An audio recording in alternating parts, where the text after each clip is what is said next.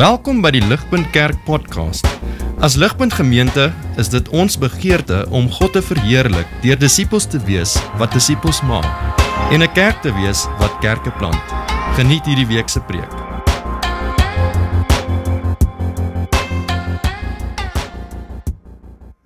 Ja, seker julle sal weet dat julle sou dit nie gemis het nie. Psalm 150 gaan oor prys. Elke liewe lyntjie begin met prys, etc. En ek dink ons het so 'n idee wat prys is, dalk van ons nie, maar ek dink as ons vinnig 'n duidelike idee wil hê of weet hoe prys lyk, kan ons net teruggaan na gister toe en dink aan die rugby. En dis kom ek my groen trui aan het, Bokke het gewen. Vir die wat nie weet nie, Springbokke het teen Wallis gespeel, eerste toets. Hulle het hiernatoe gekom, groot gees en dit was baie lekker geweest om op te kyk. Nie die eerste helfte nie, die tweede helfte was regtig lekker om te kyk. En hier aan die einde, op die 80ste minuut, is gelyk op en Damian Willemse sit die skop oor, maar sien toe daai rubber balletjie, nee, soos letterlik net 'n bal oor pale gaan. Is daar duisende Suid-Afrikaners wat opspring en skree en hande klap en cheer en vuvuzelas blaas en fly en hande klap en mekaar slaan en bier drink en bierbottel slaan en tafel slaan en you name it, want almal is net in ekstase oor die Bokke wat gewen het. Dit is prys.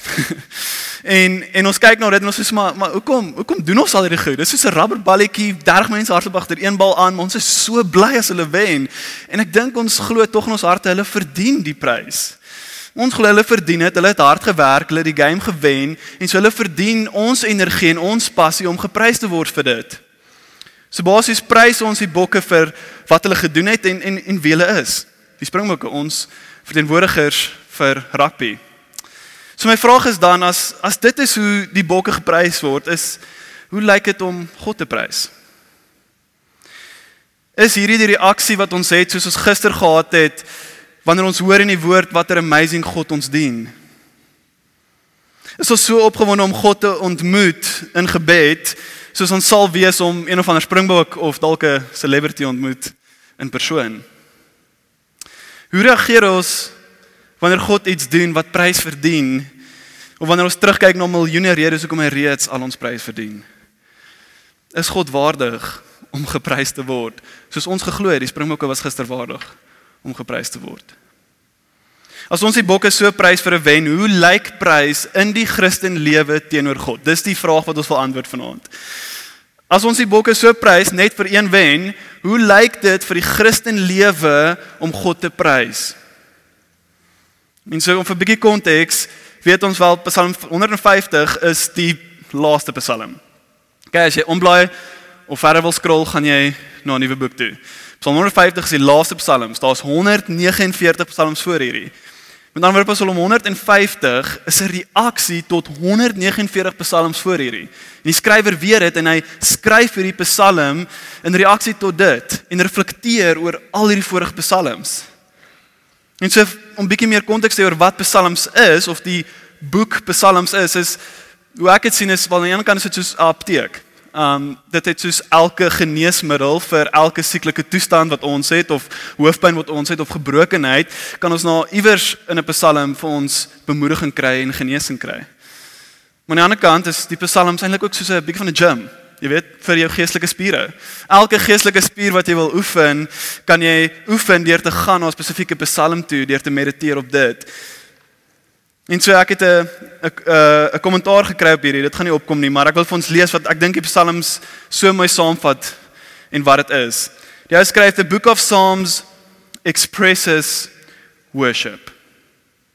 Throughout its many pages, Psalms encourages its readers to praise God for who He is and what He has done. The Psalms illuminate the greatness of our God, affirm His faithfulness to us in times of trouble, and remind us of the absolute centrality of His word. As the Psalms present a clear picture of God lovingly guiding His people, the responses of praise and worship to God are never far from the psalmist's pens. The portrayal of worship in the Psalms offers us glimpse after glimpse of hearts devoted to God, individuals repentant before Him, and lives changed through encounters with Him." jy wil psalms lees. So Psalm 150 is 'n reaksie tot al hierdie. En dit sê, in reaksie tot al hierdie, praise the Lord. Want alles eindig met prys. En dit is interessant om te sien dat die 4 psalms voor hierdie begin almal met praise the Lord. Dis asof daar 'n build-up is, soos die wat die build-up van die rugby wil kyk as jy daar is. Hierdie is soos die build-up tot die klimaks van psalms. Praise the Lord. Dit wys vir ons, maak nie saak wat nie, alles eindig in prys. Aan die einde van hierdie lang boek eindig dit met absolute prys en is die kragtigste en ek dink die toepaslikste manier om hierdie amazing collection van gebede te eindig wat elke menslike emosie en nood dek. So hierdie is Psalm 150 en hierdie is die psalms en so wat ons vanaand wil sien in Psalm 150 is, okay, maar hoe lyk prys? As hierdie psalm reaksie tot dit is, wil die skrywer hier regtig vir ons help om te verstaan hoe lyk dit vir die Christen om God te prys. En so om daai vraag te antwoord, gaan ons kyk na 4 vrae. Waar word God geprys? Okay? Waar word God geprys? Hoekom word God geprys? Hoe word God geprys? En wie moet God prys? Dis die vraag wat ons wil antwoord en dit kom so duidelik uit ons teks uit. So kom ons spring in. Die eerste een, waar word God geprys? Vers 2 sê vir ons, praise God in his sanctuary and praise him in his mighty heavens. En julle kan saamvolg in julle Bybels, dit is daar. Wat die skrywer hier sê is, God moet geprys word daar waar sy mense bymekaar maak, maar ook in his mighty heavens, wat pretty much is elke plek buite die plek waar mense bymekaar maak. So God moet oral geprys word. Maar vir ons hier moet ons sien dat daar's regtig 'n spesifieke oproep tot elkeen van ons om God te prys in sy kerk, waar ons bymekaar kom, in die sanctuary. Sien, dis die primêre plek waar ons God prys. En ja, ons prys hom oral, by ons huise, in ons kamers, in die kar, oral, maar hierdie is 'n primêre plek en ons iets uiters belangrik vir ons om saam God te prys. Want soos ons later gaan sien, dit is so bemoedigend om saam ander gelowiges God te prys. Don Whitney het 'n amazing quote wat dit so saamvat, dit behoort op te kom. Hy sê, there's an element of worship and Christianity that cannot be experienced in private worship or by watching worship op 'n skerm. There are some graces and blessings that God gives only in the meeting together with other believers. Nee, soos okay, maar ek weet nie, noem vir my 'n paar voorbeelde. Okay. Wat is graces and blessings wat ons kan kry wanneer ons saam God ontmoet? Hier is 'n paar praktiese voorbeelde. Die eerste een is wel ons oë gaan oop om sekere dinge te verstaan. Ons oë gaan oop om sekere dinge beter te verstaan. Jy gaan deur die week en iets pla jou. Jy verstaan iets nie, jy worstel met iets. Of jy gaan deur die week en jy kyk na die wêreld en jy sien goed raak wat jy net nie kan begryp nie en dit maak nie vir jou sin nie en jy wil amper hoop verloor. En dan kom jy bymekaar. En ek weet nie wie Doop se preek van 2 weke terug onthou nie. Psalm 73 wat sê, when I thought how to understand this, die meeste wêreld op buite, die wicked mense en dan nog gaan dit goed met hulle. It seemed to me a wearisome task until I went into the sanctuary of God. Then I discerned their end. So ons oë gaan oop om sekere dinge verstaan wanneer ons hier by mekaar kom. Maar ook wanneer ons saam ontmoet, kry ons weer sekerheid oor ons geloof en oor wat ons glo. Dit herinner ons dat ons nie alleen is nie. Deur God te prys in ons local church hier by aanddiens, word ons herinner aan die feit dat God in die universele kerk elke Sondag oor die wêreld heen geprys word. Nou, soos ons hier sit, is daar duisende ander kerke wat by mekaar kom en God prys in hul sanctuary. En daar's in ander tydgrense mense wat God prys. Net voor hierdie, net na hierdie, maar elke Sondag oor die wêreld heen kom al mense, gelowiges by mekaar en prys God. En ons moet bewus wees van dit as ons hier by mekaar kom, want dis wat gebeur en dit moet ons bemoedig. Ons is nie alleen nie. Ook wanneer ons saam Jesus aanskou, soos hy by mekaar kom en hom prys, dan word ons gelykvormig aan hom en ons groei in heiligheid. En hierdie kan gebeur op die spot waar jy staan en hom prys of daar sit en die Heilige Gees kom en hy werk in jou hart en hy maak iets duidelik vir jou en hy wys vir jou iets wat jy nog nooit gesien het nie. Daar waar jy sit, kan jy meer heilig word en dit gebeur keer na keer soos jy kom en leer oor hom. Hierdie is 'n plek waar ons groei in heiligheid en meer soos Jesus word. En ons wil nie dit mis nie. En die laaste een, en hierdie is seker vir my een van die bestes en mees prakties is, ons vreugde word gevul en verdubbel wanneer ons by mekaar kom. Ons vreugde word gevul en verdubbel. David Matthews sê, our own awe is accentuated. Our own adoration increased. Our own joy doubled when we worship Jesus together. Ek staan en ek prys God en jy staan langs my en jy soos prys hom net al hoe meer in jou hande gaan op en ek soos, hierdie ou prys God. God is waardig om geprys te word. Hy maak my excited. Ek is net so bly, ek kan nie wees en ek begin God net meer en meer prys en meer bly word en hierdie ou sien maar hy word ook baie bly en eweslik verdubbel sy joy en ek sien wie hy het joy en dan verdubbel myne en so verdubbel ons almal se vreugde soos ons bly word om Jesus saam te prys. Dis wat gebeur wanneer ons by mekaar kom. Hoeveel van julle weet dat jy kan 'n nie great dag hê of week hê en as jy hier kom, sal iets wat gebeur en jou vreugde word gevul en verdubbel. So God is waardig om oral geprys te word, maar hy is veral waardig vir ons om dit 'n prioriteit te maak om nie 'n Sondag geleentheid hier te mis nie. Sien as ons kan ure uitsit om ons favorite akteurs op series te kyk of ons celebs te kyk op TV of ons favorite sangers te luister of selfs 2 ure lank op Saterdag rugby te kan kyk en ons bokke te ondersteun, is ek seker ons kan dit 'n prioriteit maak om God hier saam te prys. Dis die eerste vraag wat ons beantwoord het, waar word God geprys? Kom ons kyk waarvoor word God geprys. Die Psalm skryf, praise him for his mighty deeds, vers 2, and praise him according to his excellent greatness. Met ander woorde, for every reason, praise the Lord. Ons prys God vir his mighty deeds, die NIV sê letterlik acts of power, sê powerful acts, maar ook according to his excellent greatness. So ons het die twee goed, wat God gedoen het, maar ook wie hy is en sy karakter. Dis hoekom ons hom prys.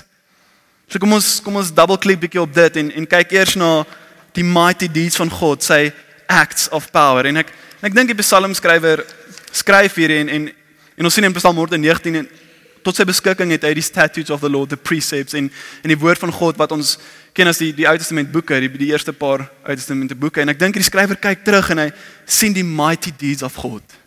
Ek kyk hoe hierdie God die skepping begin het en alles in plek gesit het. Hy kyk hoe die God 'n pad gestap het met mense en 'n verhouding met Abraham en Isak en Jakob gehad het. En toe Josef 'n klein bedorwe seentjie gevat het na die hoogste mense in Egipte en toe almal in Egipte was en onderdruk was, sien hy hoe God sy mense daar gevat het en die waters laat opkom het en op droë land laat deurgaan het na die woestyn. En hoe God in die woestyn in die dag met 'n wolkkolom en die nag met 'n vuurkolom voor hulle uitgegaan het om vir hulle die pad te wys en vir hulle te voorsien. En hoe God daar ook in 'n verbondsverhouding met sy mense wil wees, 'n bruidegom wil wees vir sy mense. Hoe God oor en oor wonderwerke gedoen het daar wat ons nou nog oor lees en aan kan dink. En hoe God uiteindelik sy mense in die beloofde land gevat het en die mure van Jerigo laat val het toe hulle net geskree het. En hy kyk terug na hierdie en hy sê, "Wow, my God is waardig om geprys te word. He has done mighty deeds." Maar hierdie skrywer kan ook dink aan mighty deeds wat God in sy lewe gedoen het. As dit Dawid is, ons weet nie of dit is nie, maar as dit Dawid is, kan hy dalk terugkyk net op sy eie lewe en sien maar ek was 'n skaapwagter seentjie en God het my gered van 'n leeu en 'n beer en toe help hy my om Goliat, een van die grootste reuse, met 'n klip dood te maak. En toe maak hy my koning en toe het hy my keer op keer verlos van Saul se hand en toe uiteindelik ook van my eie seun se hand en keer op keer was hy daar om my te help en te red.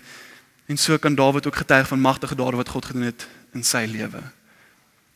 En jy sit dalk hier vanaand en jy kan self dink aan amazing dinge en wonderwerke wat God in jou lewe gedoen het. Jy kan terugkyk waar God vir jou voorsien het en waar God deurgekom het vir jou. Maar ek hoop dat waar ons sit vanaand aan hierdie kant, dat ons nooit sal vergeet wat was die magtigste daad in die geskiedenis van die mensdom nie.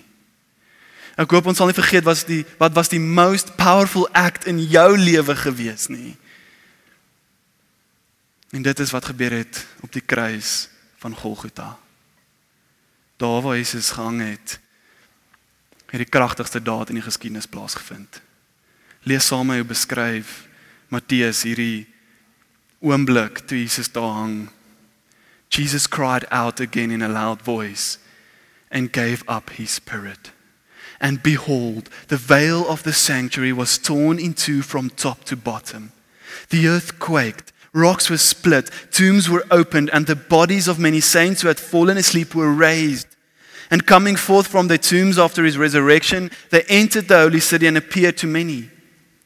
The centurion and the men with who were keeping watch over Jesus feared greatly when they saw the earthquake and all that was happening. And they said, truly, this was the Son of God. Deurdat Jesus sy lewe gee in ons plek op die kruis. Deur te besluit, ek vat die straf wat ons verdien het hy die duiwel ontneem van die mees kragtigste wapen ooit. Sien, die duiwel se most powerful weapon was sy houvas van dood en sonde op ons. Dit was sy wapen. En Jesus kom en hy gaan en hy stap die pad van Golgotha. En hy daar op die kruis. En die duiwel dink waarskynlik, hoorie, nou is ek die mees powerful ooit. Want kyk, daar is die seun van God aan 'n kruis. Besig om dood te gaan. Ek gaan wen, ek is powerful, maar hy vergeet wat Jesus daar gedoen het. En wat ons weet vandag, is dat soos Jesus daar gehang het, het hy die sonde van die mensdom saam met hom vasgespijker.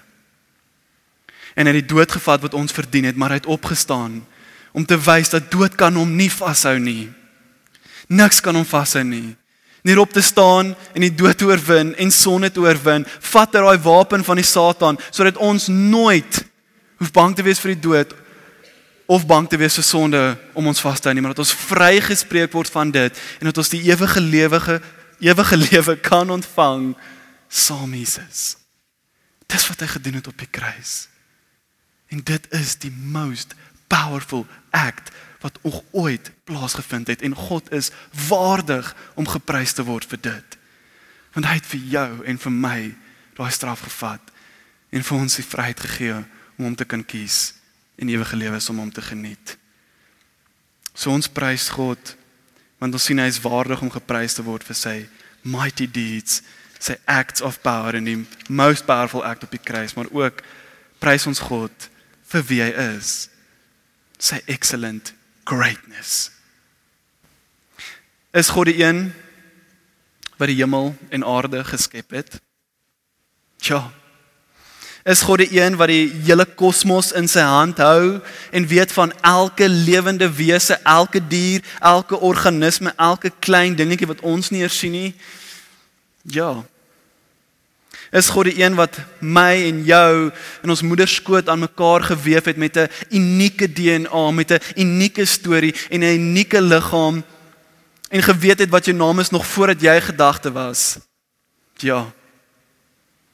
Is God die een wat in beheer is van elke melkweg, elke planeet, elke sterrestelsel, elke land, elke oorlog, elke gesprek, elke aksie en elke asem?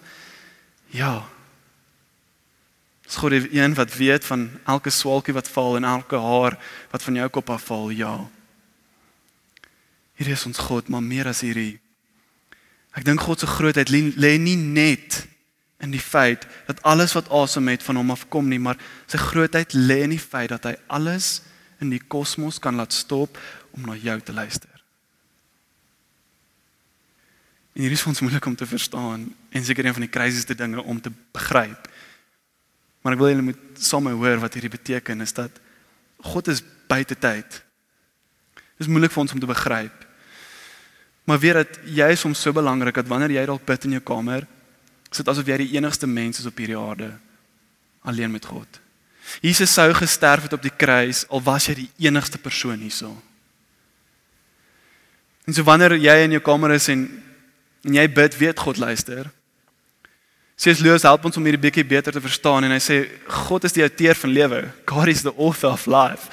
Dus as hy die storie van lewe skryf, dink jy nie God kan iewers pause met sy storie en dink oor jou as een van die karakters in die boek en dink aan wie jy is en kyk na 'n storie en besluit hoe jy gaan gebruik en luister en reageer op wat jy sê nie. Dink jy kan stil sit by jou en jy optel en hoor wat jy vir hom te sê het nie? Hy kan. En ek wil jy moet hierdie hoor. God's excellent greatness is that he's not too great for you. God's excellent greatness is that he's not too great for you. Hy's nooit te besig nie. Hy het altyd tyd. En niks werk teen sy perfekte plan nie. God is nie te groot vir jou nie. Sy grootheid is vir jou en ons sien dit aan die kruis. Daai mighty act of power was vir jou om in verhouding met hom te wees. En as jy sit vanaand en jy dink God is 'n God wat net iewers die wêreld aan die gang gesit het en teruggestaan het en ja, hy's dalk iewers, maar weet hy's dalk meer by ander mense betrokke as wat by my is en ek dink nie regtig God het tyd vir my as ek regtig bid nie. Nee, die oomblik wanneer jy gaan om te bid, is God totaal en al gefokus op jou en hy wil luister na jou, sy kind. En jy moet dit hoor vanaand. Ek weet nie waar jy is in jou verhouding met hom nie. Ek weet ek sukkel om hierdie te glo. Dat God regtig luister en regtig betrokke is daar in jou kamertjie en hier waar jy sit. En ek wil jy moet hoor dat vanaand nog kan jy gaan en weet God luister. Hy's nie te groot vir jou nie. Ja, hy hou alles in stand en tog kan hy luister na jou. Dis hoe amazing hy is. Dis hoe groot hy is. Dis wie hy is en ons prys hom vir dit. So ons prys God vir sy mighty deeds en sy excellent greatness. Kom ons kyk, hoe word God geprys? Vers 3 sê vir ons, praise him with trumpet sound, praise him with lute and harp, praise him with tambourine and dance, praise him with strings and pipe, praise him with sounding cymbals and praise him with loud clashing cymbals. Met ander woorde, with every expression, praise the Lord. Sien wat ons sien is dat die onderwerp van God se grootheid, sy mag, sy krag en sy verlossingswerk is so ongelooflik dat ons stemme is nie genoeg nie. Daar kort meer om God te prys. Daar moet 'n hele orkes wees wat saamdrom om te sê prys sy naam. Dit beteken dat God verdien ons volle toewyding en energie om sy naam te prys.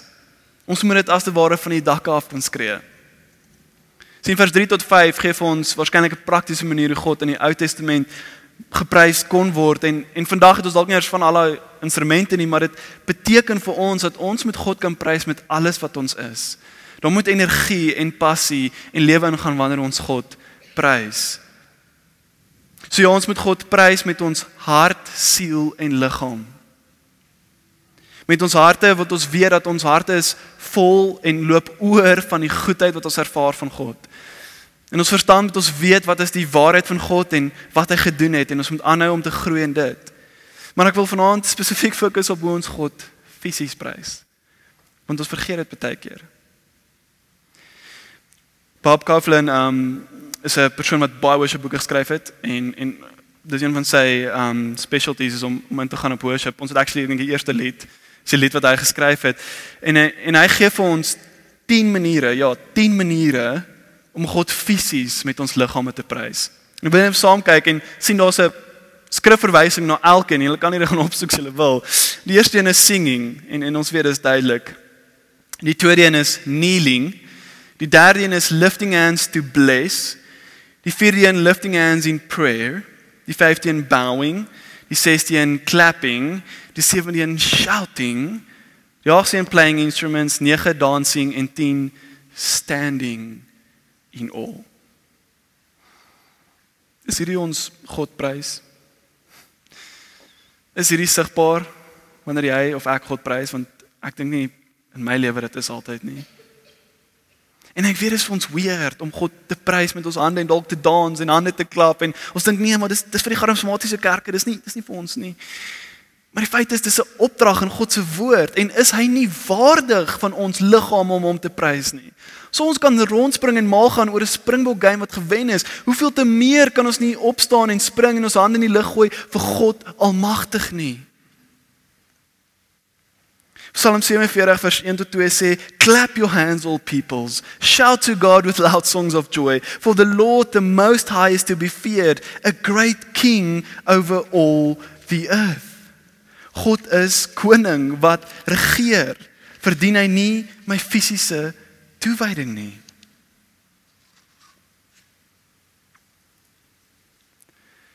Ek hoop ons sien, God is waardig dat ons liggame gebruik om God te prys. Hier is hoe ons God prys en ons regtig soveel maniere hoe ons ander bemoedig wanneer ons dit doen. Daar's meer as 'n voordeel wanneer ons God prys met ons liggame. Sien, wanneer ons God prys met ons liggame, eersins gehoorsaam ons God en ons bring hom eer en glorie.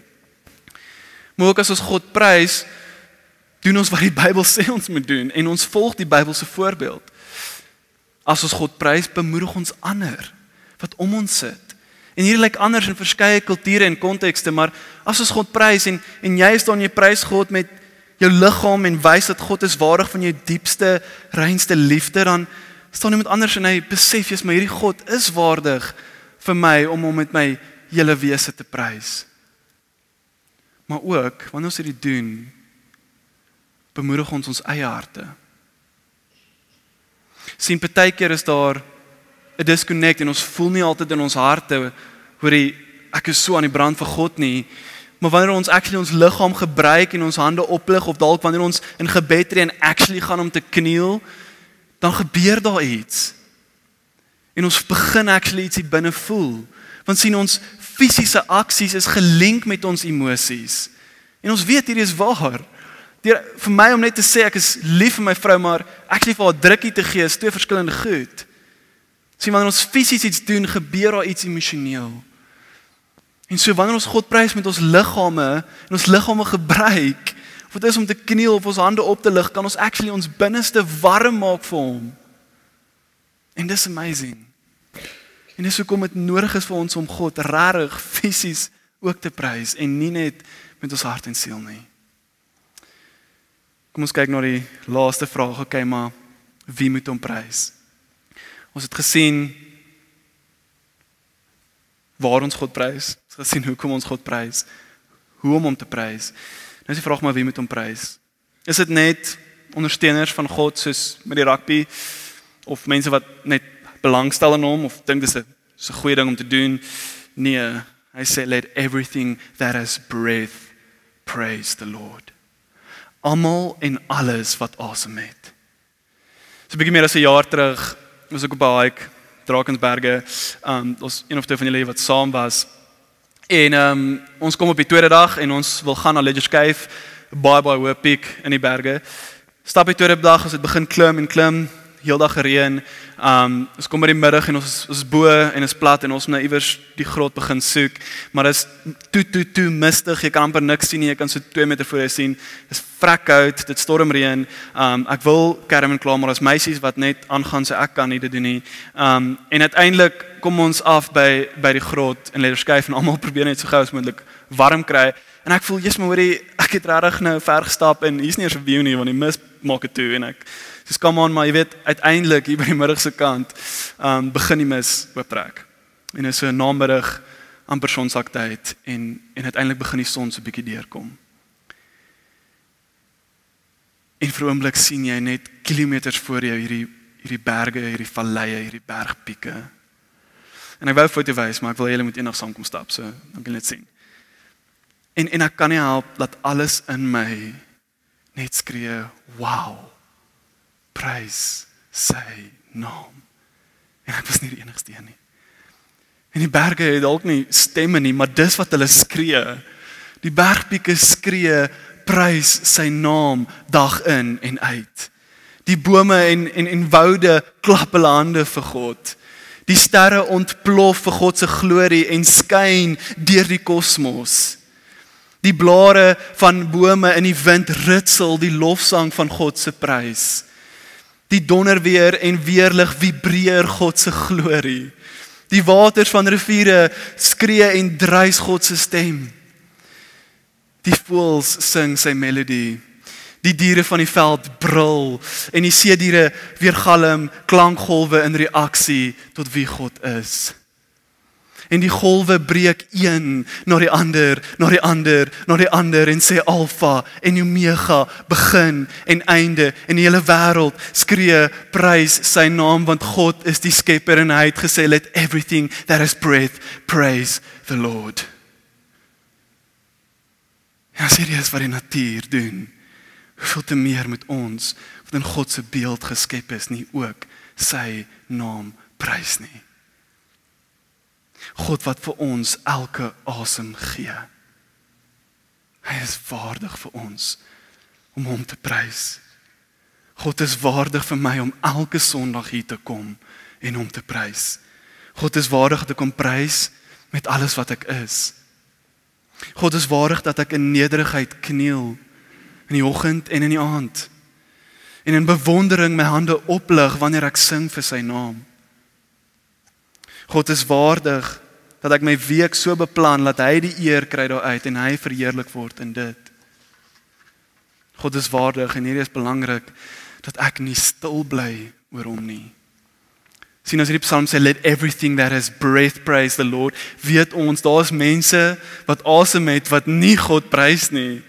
En ons moet gaan en vir hulle vertel van die grootheid van God en van sy acts of power en sy magtige werk op die kruis en van sy karakter en wie hy is en hulle aanmoedig sodat hulle ook kan kniel en spring en hande klap en sê prys sy naam want God is waardig. Hier is hoe dit lyk om God te prys. En ek hoop julle is bemoedig om te gaan en God te prys. In hierdie week en in julle lewens. En ek wil afsluit met 'n teksgedeelte en die band kan slank opkom. Ons gaan afsluit met daai wonderlike lied Is He Worthy. En ek wil hierdie teksgedeelte dis in Kronieke 29, 1 Kronieke 29 vers 11 tot 13. Ek wil hierdie vir ons lees. Van julle kan dit saam met lees, van julle kan net luister, van julle kan julle oë toemaak. Ek weet nie hoe jy wil reageer nie. Maar ek wil vir ons met hierdie afsluit. En dit sê, Yours, Lord, is the greatness and the power and the glory and the majesty and the splendor. For everything in heaven and earth is yours. Yours, Lord, is the kingdom. You are exalted as head over all. Wealth and honor come from you, and you are the ruler of all things. In your hands are strength and power to exalt and give strength to all. Now, our God, we give you thanks and praise your glorious name. Amen. Vir meer inligting oor Ligpunt Kerk, besoek gerus ons webwerf op www.ligpunt.com of kontak ons gerus by info@ligpunt.com.